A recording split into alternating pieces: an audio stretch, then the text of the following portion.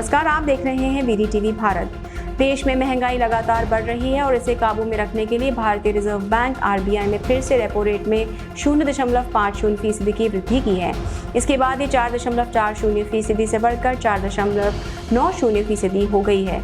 Repo दर में इजाफे का सीधा असर लोन की EMI पर पड़ता है और आपका खर्च बढ़ जाता है। होम लोन से लेकर ऑटो लोन हो या पर्सनल लोन, सब पर इसका असर देखने को मिलता है। सबसे पहले बात कर लेते हैं रेपो दर की और जानते हैं किस तरह से ये लोन और EMI से संबंधित है। दरअसल रेपो रेट वह दर होती है जिस पर RBI बैंकों को कर्ज देता है, जबकि रिवर्स रेपो रेट उस दर को कहते हैं जिस दर पर बैंकों को RBI पैसा रखने पर ब्याज देती है। रेपो रेट के कम होने से लोन की EMI घट जाती है, जबकि रेपो रेट में बढ़ोतरी से कर्ज महंगा हो जाता है।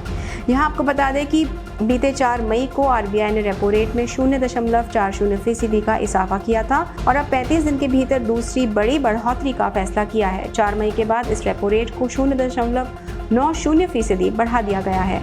RBI के रेपो रेट में 50 बेसिस पॉइंट के इजाफे के बाद लोन किस तरह से महंगा होगा, इसके एक उदाहरण के जरिए समझा जा सकता है।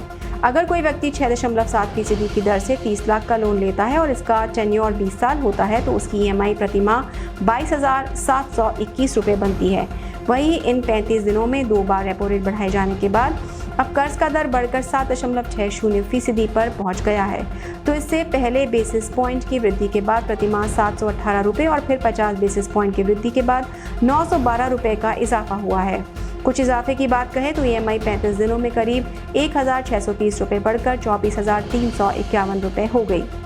अब अगर किसी व्यक्ति को 6.5% की ब्याज दर पर 10 लाख का लोन 20 साल के टेन्योर के लिए लिया है और उसकी EMI फिलहाल 7,456 रुपये है, तो RBI के बुधवार के लिए गए निर्णय के बाद इसकी ब्याज दर 7% पर पहुंच जाएगी और EMI में 297 रुपये की बढ़ोतरी की जाएगी और ये बढ़कर प्रति माह 7,753 रुपये हो जाएगी।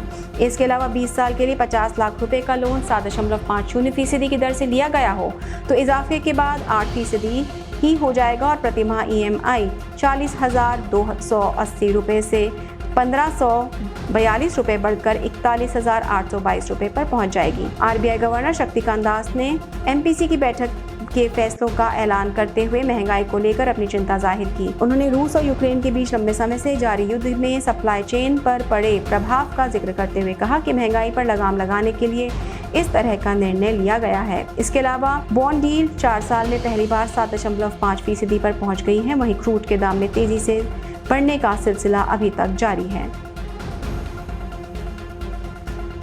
फिलहाल इतना ही और जानकारी के लिए आप देखते रहिए VDTV भारत।